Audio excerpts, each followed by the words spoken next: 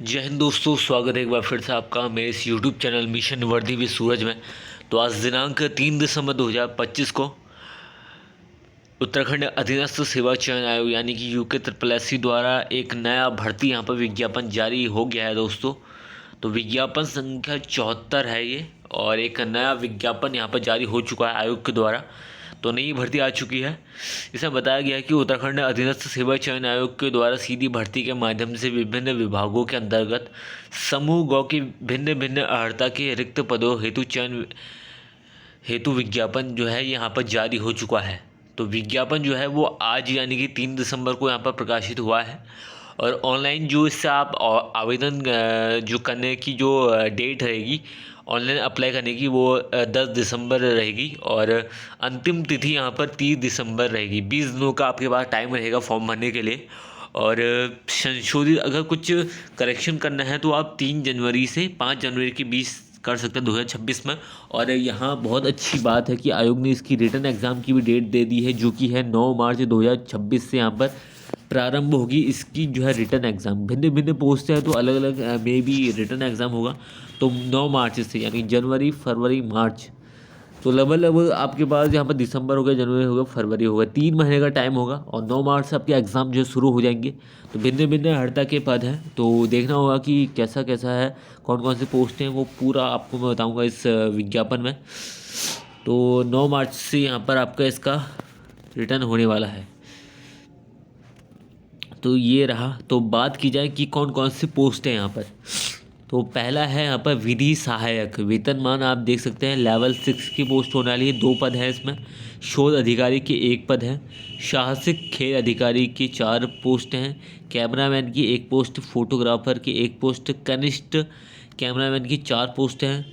मनोवैज्ञानिक के 2 पोस्ट, पर्यटक अधिकारी काफ़ी अच्छी पोस्ट है 1 पोस्ट है। कंप्यूटर प्रोग्रामर की 1 पोस्ट, मानचित्रकार के 1 पोस्ट, सर्वेक्षक भूतल एवं खनिक्रम निर्देशालय में तो 6 पोस्ट हैं इसकी। प्राविधिक सहायक इतिहास इसका 1 पोस्ट है। प्रशिक्षक अनुदेशक की 1 पोस्ट, कलाकार आर्टिस्ट इसका 1 पोस्ट है। फोटोकॉपी मशीन ऑपरेटर तो ये भी 1 पोस्ट है, तो इसका भी पोस्ट है 1। तो कम कम पोस्ट है वैसे। लाइनमैन का 1 पोस्ट है। और सबसे ज़्यादा अगर इसमें पदों की बात की जाए तो सबसे ज़्यादा पद यहाँ पर है सहायक बोरिंग टेक्नीशियन। यहाँ पर लघु सिंचाई विभाग में इसके 27 पद हैं। तो लेवल 2 का है ये है। और बाकी इसमें जो सबसे टॉप पोस्ट है वो है पर्यटक अधिकारी और मनोवैज्ञानिक की लेवल 6 की पोस्ट रहने वाली है। सैलरी आपकी 35,400 से 1,12,400 तक होने वाली है। तो ये रहा पूरा। तो टोटल आपके पास 57 पोस्ट हैं। अब यहाँ पर अभ्यर्थियों से चयन हेतु आयोग द्वारा वसुएं प्रकाश की ऑफलाइन अथवा ऑनलाइन मोड में प्रतियोगी परीक्षा आयोजित की जाएगी। तो ऑनलाइन भी हो सकता है, ऑफलाइन भी हो सकता है, दोनों में से किसी भी प्रकार का भी हो सकता है यहाँ पर।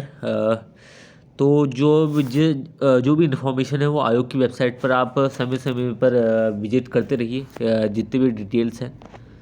बात की जाए पहले विधि सहायक की 2 पोस्ट हैं। तो इसके लिए हम देख लेते हैं कि क्या क्या रहने वाला है। आयु आपकी 21 से 42 होने वाली है। और अगर शैक्षिक अर्हता की बात कीजिए तो केवल इसमें आपका किसी मान्यता प्राप्त विश्वविद्यालय से विधि स्नातक की उपाधि, विधि यानी कि लॉ की डिग्री आपके पास होनी चाहिए।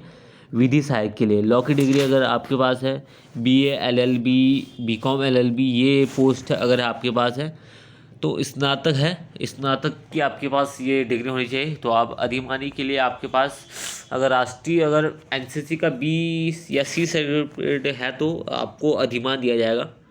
तो ये है। तो आपके पास जो मेन है अनिवार्य जो मतलब कंपलसरी है तो आपका लॉ में आपके पास डिग्री होनी चाहिए। दूसरा पोस्ट है शोध अधिकारी, 1 पोस्ट है इसकी अगर हम क्वालिफिकेशन की बात करें तो मेन हम क्वालिफिकेशन और एज यहाँ पर देखेंगे तो 21 से 42 साल तक की एज है। बाकी इसके बाद अगर हम क्वालिफिकेशन की बात करें तो विधि द्वारा स्थापित किसी विद्यालय से विधि स्नातक, तो इसमें भी आपके पास लॉ डिग्री होनी चाहिए। कंप्यूटर परिचालन में कम से कम 1 वर्ष का डिप्लोमा, तो 1 साल का आपके पास डिप्लोमा का सर्टिफिकेट डिप्लोमा होनी चाहिए। और अन्य बातें समान होने पर LLM की उपाधि धारक अभ्यर्थी को वरीयता दी जाएगी। अगर मान लीजिए कि इसमें 1 पोस्ट है और 2 दो लोगों के पास सेम क्वालिफिकेशन है, सेम नंबर है, अगर जिसके पास एलएलएम भी है, एक तो एलएलबी होता है, साथ ही साथ अगर एलएलएम भी है तो उसको यहाँ पर तो वह प्राथमिकता दी जाएगी।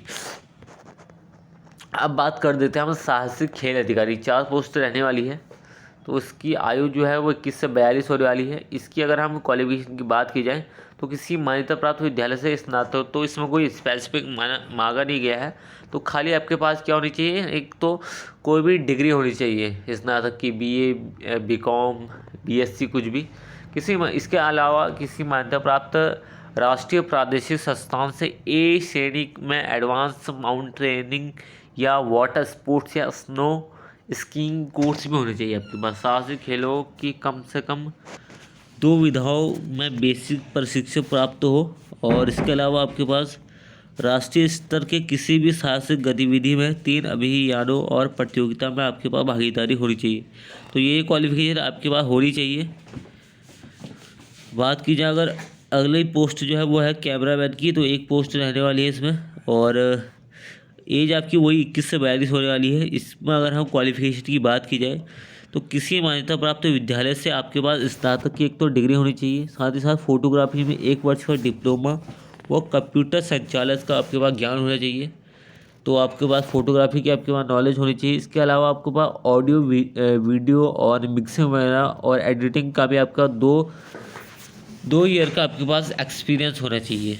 बात की जाए अगर आपके पास जो नेक्स्ट है फोटोग्राफर की, तो इसमें आपके पास तो ये कनिष्ठ फोटोग्राफर है, तो कनिष्ठ फोटोग्राफर में आपके पास एज जो होगी वो 21 से 42 होगी, और अगर इसकी क्वालिफिकेशन की बात की जाए तो इसमें 12th पास मांगा गया है, और इसके साथ साथ आपके पास छायाचित्र और चलचित्र कैमरा यानी कि कैमरा का आपके पास संचालन होना चाहिए। 5 वर्ष का यहाँ पर आपके पास एक्सपीरियंस होना चाहिए, और फोटोग्राफी और चलचित्र photography, movie motion picture photography में 1 वर्ष का अनुभव होना चाहिए। तो ये फोटोग्राफर वालों के लिए ये पोस्ट रहने वाली है।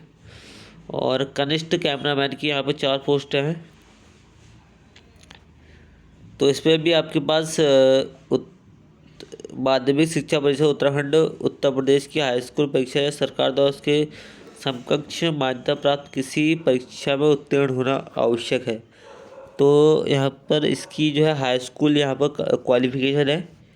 इसके अलावा भी इसमें भी वही है कि आपके पास 3 वर्ष का अनुभव होना चाहिए यहाँ पर मूवी कैमरा यहाँ पर संचालन का। तो अगली जो पोस्ट यहाँ पर है वह है मनोवैज्ञानिक की। 2 पोस्ट है इसमें, और इसमें अगर आपके पास क्वालिफिकेशन की बात की जाए तो इसमें आपके पास भारत के में विधि द्वारा स्थापित किसी विश्वविद्यालय से कम 50 अंकों के साथ मनोविज्ञान में स्नातकोत्तर उपाधि या सरकार द्वारा उसके समकक्ष मान्यता प्राप्त कोई अर्हता। तो यानी कि आपके पास मनोविज्ञान में यहाँ पर मास्टर डिग्री होनी चाहिए, 50% यहाँ पर आपके पास परसेंटेज होनी चाहिए, और इसके अलावा किसी मान्यता प्राप्त संस्थाओं से मनोवैज्ञानिक प्रशिक्षण, रसायन मनोविज्ञान, प्रोजेक्टिव तकनीकी में प्रशिक्षण पाठ्यक्रम का डिप्लोमा आपके पास होना चाहिए। नेक्स्ट जो पोस्ट है वह है पर्यटक अधिकारी। तो पर्यटक अधिकारी की यहाँ पर जो क्वालिफिकेशन है वह भारत में विधि द्वारा स्थापित किसी मान्यता प्राप्त विद्यालय से पर्यटन होटल मैनेजमेंट, तो होटल मैनेजमेंट के लिए एक अच्छी पोस्ट यहाँ पर आई हुई है, किसमें पर्यटक अधिकारी में। या तो आपके पास पर्यटन या होटल मैनेजमेंट सामूहिक संचार में स्नातक की उपाधि, तो यानी कि आपको BHM आपके पास होना चाहिए। तो मान बैचलर ऑफ होटल मैनेजमेंट अगर आपके पास है तो आप इस पोस्ट को के लिए एलिजिबल होंगे। तो होटल मैनेजमेंट वालों के लिए एक अच्छी पोस्ट है, यहाँ पर लेवल 6 की है, काफ़ी बढ़िया पोस्ट है। और इसके अलावा हिंदी अंग्रेजी भाषा पढ़ने लिखने और बात करने की पूर्ण क्षमता रखना हो, और सूचना प्रौद्योगिकी व कंप्यूटर का ज्ञान, तो कंप्यूटर की आपका नॉलेज होनी चाहिए, बाकी हिंदी इंग्लिश आपको पढ़ना लिखना आना चाहिए अच्छे से, और बाकी आपके पास होटल मैनेजमेंट या टूरिस्ट या सामूहिक संचार में एक बैचलर डिग्री होनी चाहिए। अब बात की जाए कंप्यूटर प्रोग्रामर की, तो इसमें जो क्वालिफिकेशन मांगी गई है वो स्नातक या कम से कम 1 वर्ष भारत सरकार राज्य सरकार से मान्यता प्राप्त डिप्लोमा इन कंप्यूटर एप्लीकेशन। तो BCA या तो आपका BCA होना चाहिए या DCA diploma in computer application, या BCA bachelor of computer application ये होना चाहिए आपके पास। या इसके अलावा इंजीनियरिंग की किसी शाखा में मान्यता प्राप्त डिप्लोमा तक कम से कम 1 वर्ष भारत सरकार या राज्य सरकार से मान्यता प्राप्त डिप्लोमा इन कंप्यूटर एप्लीकेशन अथवा MSc कंप्यूटर साइंस। या तो आपके पास MSc होनी चाहिए कंप्यूटर साइंस से, या तो बीटेक होनी चाहिए किसी भी यहाँ पर किसी ब्रांच से बीटेक होनी चाहिए, साथ ही साथ 1 वर्ष का डिप्लोमा होना चाहिए कंप्यूटर एप्लीकेशन में, या आपका BCA होना चाहिए। सिंपल सा आपके पास BCA होना चाहिए, तो आप प्रोग्रामर के लिए यहाँ पर एलिजिबल हो जाएंगे। अब बात की जाए मानचित्रकार की एक पोस्ट है, इसमें अगर क्वालिफिकेशन की बात की जाए तो न BC में डिप्लोमा, आपके पास जो भी आपका मैप ऐप होती है तो उसमें आपके पास डिप्लोमा होना चाहिए, या किसी मान्यता प्राप्त संस्था से कम 2 वर्ष का आपके पास प्रमाण पत्र होना चाहिए। तो किसी संस्था में अगर आपने काम करा है तो वहाँ से प्रमाण पत्र आपको मिलना चाहिए। या और इसके अलावा भूतत्व संबंधी मानचित्र और खंड सेक्शन का प्रारूप तैयार करने, तो आपके पास जो ये मैप वगैरह होते हैं किसी भी क्षेत्र एरिया का जो होता है उसके पास उसको बनाने का आपके पास 2 वर्ष का आपके पास एक्सपीरियंस होना चाहिए, 2 साल का। अब बात की जाए सर्वेक्षक की अगर हम एलिजिबिलिटी की बात की जाए, क्वालिफिकेशन एलिजिबिलिटी, तो इसमें आपके पास किसी मान्यता प्राप्त संस्था से कम 2 वर्ष के पाठ्यक्रम के सर्वेक्षक शिल्पकारिता में डिप्लोमा, तो सर्वेक्षण में आपके पास डिप्लोमा होना चाहिए, या प्रमाण पत्र के साथ 2 वर्ष का अनुभव, या सिविल अभियांत्रिक में डिप्लोमा, तो ये होना चाहिए। इसके अलावा आपके पास पर्वतीय क्षेत्रों में टेक्नामेट्रिक सर्वेक्षण का कम से कम 2 वर्ष का आपका एक्सपीरियंस होना चाहिए। अब बात की जाए प्राविधिक सहायक की, तो प्राविधिक सहायक के लिए आपके पास ये रहने वाला है। भारत में विधि द्वारा स्थापित किसी विश्वविद्यालय से आधुनिक भारतीय इतिहास में कम से कम 50% अंकों के साथ स्नातकोत्तर उपाधि, तो ये होनी चाहिए आपके पास। अगर आपके पास आप एलिजिबल होंगे प्राविधिक सहायक इतिहास के लिए अगर आपके पास सिंपली अगर आपके पास आपने MA किया हो इन हिस्ट्री, और वो भी किस में मॉडर्न हिस्ट्री में, मॉडर्न इंडियन हिस्ट्री में, और आपकी 50% आपकी यहाँ पर आने चाहिए, यहाँ पर MSc में MA इन हिस्ट्री में 50% आपकी जो परसेंटेज होनी चाहिए। अब बात की जाए प्रशिक्षक अनुदेशक में, इसमें अगर आपकी क्वालिफिकेशन बात की जाए एलिजिबिलिटी, तो निम्नलिखित विषयों में से किसी एक में स्नातक, तो ये आपके पास कृषि, अर्थशास्त्र, राजनीतिक शास्त्र, यानी कि आपके पास जो आपका कृषि हो गया, अर्थशास्त्र, इकोनॉमिक्स, राजनीति शास्त्र, पॉलिटिकल साइंस, समाज विज्ञान, सोशियोलॉजी, या पुस्तकालय विज्ञान में डिप्लोमा होनी चाहिए। आपके पास सिंपली डिप्लोमा होनी चाहिए, वो डिग्री यहाँ पर मांगा नहीं गया है, या पुस्तकालय विज्ञान में डिप्लोमा, तो आपके पास वही BA होना चाहिए, और BA में आपके पास जो इकोनॉमिक्स होना चाहिए या राजनीतिक शास्त्र होना चाहिए, कुछ भी होना चाहिए, तो आप एलिजिबल हो जाएंगे यहाँ पर प्रशिक्षक अनुदेशक के लिए। 21 से यहाँ पर 42 साल तक की यहाँ पर एज जो है वो होने वाली है आपकी। अब कलाकार आर्टिस्ट के लिए हम देख लेते हैं। आर्टिस्ट के लिए जो क्वालिफिकेशन होने वाली है, किसी मान्यता प्राप्त विश्वविद्यालय से स्नातक की उपाधि, तो बैचलर डिग्री आपके पास होनी चाहिए। किसी मान्यता प्राप्त विश्वविद्यालय संस्था से ललित कला और चित्रकला में डिप्लोमा या उपाधि, तो डिप्लोमा या डिग्री होनी चाहिए आपके पास क्या, ललित कला और चित्रकला में, और इसके अलावा इलेक्ट्रॉनिक चित्रकला में डिग्री या डिप्लोमा रखने वाले डिजिटल पब्लिकेशन डिजाइनिंग सॉफ्टवेयर का 1 वर्ष का आपके पास एक्सपीरियंस होना चाहिए। इसके अलावा एक और दूसरी पोस्ट है फोटो कॉपी मशीन ऑपरेटर, तो इसमें क्वालिफिकेशन की बात की जाए तो आपका हाई स्कूल परीक्षा या उसकी समकक्ष आपने उत्तीर्ण करनी हो। इसके अलावा आपको जो फोटो कॉपी मशीन है उसको चलाने का आपका 2 वर्ष का एक्सपीरियंस होना चाहिए, और संबंधित ट्रेड में पॉलिटेक्निक का डिप्लोमा रखने वाले को अधिमान दिया जाएगा। अगर पॉलिटेक्निक का आपके पास डिप्लोमा है तो आपको जो है वो प्रेफरेंस पहले दी जाएगी। अगली पोस्ट यहाँ पर प्रोजेक्शनिस्ट की यहाँ पर, तो उसमें भी क्वालिफिकेशन आपका 10th पास है। इसके अलावा आपके पास विभिन्न प्रकार के दृश्य सभी उपकरणों के संचार का पूर्ण ज्ञान तथा 2 वर्ष का अनुभव रखना हो। तो इसमें भी आपकी पॉलिटेक्निक अगर आपके पास डिप्लोमा है तो आपको इसके लिए एलिजिबल हो जाएंगे। अगली पोस्ट यहाँ पर लाइनमैन के लिए आपकी 10th आप पास होनी चाहिए। इसके अलावा ITI आपके पास ITI होना चाहिए 2 वर्ष का विद्युत व्यवसाय में, इलेक्ट्रिकल में आपके पास ITI होना चाहिए। इसके अलावा अगर आपके पास पॉलिटेक्निक भी है इन इलेक्ट्रिकल में तो आपको अधिमान दिया जाएगा। किसके लिए? जो पोस्ट है आपका लाइनमैन के लिए। तो लाइनमैन के लिए आपका जो भी आपका ITI होना चाहिए या आपके पास डिप्लोमा होना चाहिए इन इलेक्ट्रिकल में। इसके बाद है जो सहायक बोरिंग टेक्नीशियन है, इसके सबसे ज़्यादा पद हैं यहाँ पर 27 पद हैं। अब इसकी अगर हम बात की जाए तो इसमें क्या क्या है, तो इसमें सबसे पहले तो है कि आप 10th पास होने चाहिए उत्तराखंड से, या यूपी बोर्ड या उत्तराखंड बोर्ड से आप 10th पास होने चाहिए। इसके अलावा और क्या है, निम्नलिखित किसी व्यवसाय में सेवा योजन एवं प्रशिक्षण निदेशालय उत्तराखंड या औद्योगिक प्रशिक्षण संस्थान द्वारा दिया गया 2 वर्ष का पाठ्यक्रम का डिप्लोमा अभ्यर्थी के पास होना चाहिए।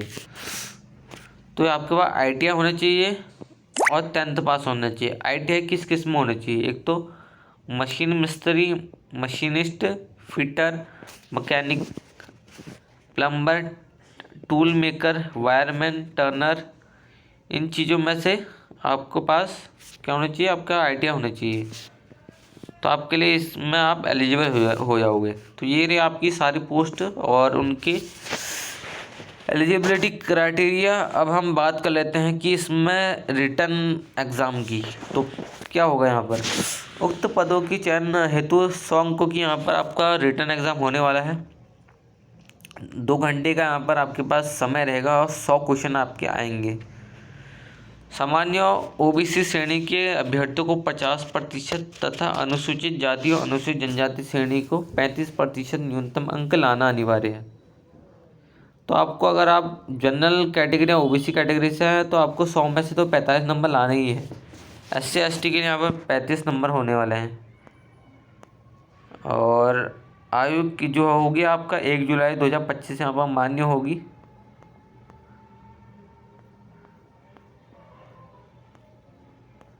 बाकी हम और देख लेते हैं और क्या क्या इम्पोर्टेंट है यहाँ पर।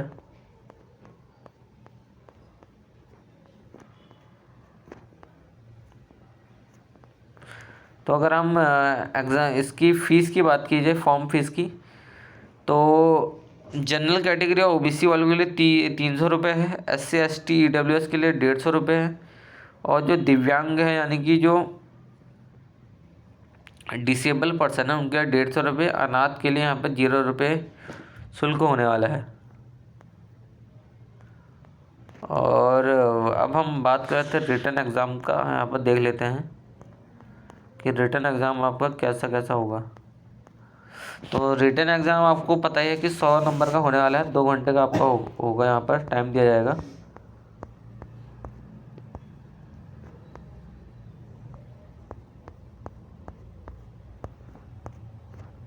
बाकी सिलेबस वगैरह तो अभी यहाँ पर दिया नहीं गया है आपके द्वारा। भी इसका सिलेबस यहाँ पर अलग से आएगा तो तब आपको बता दिया जाएगा यहाँ पर चैनल के माध्यम से। तो ये रही आज की जानकारी। तो कुछ भी अगर आपको डाउट हो तो कमेंट करके पूछ सकते हो आप। मिलते हैं एक और नई वीडियो के साथ। तब तक के नमस्कार। जय हिंद, जय उत्तराखंड।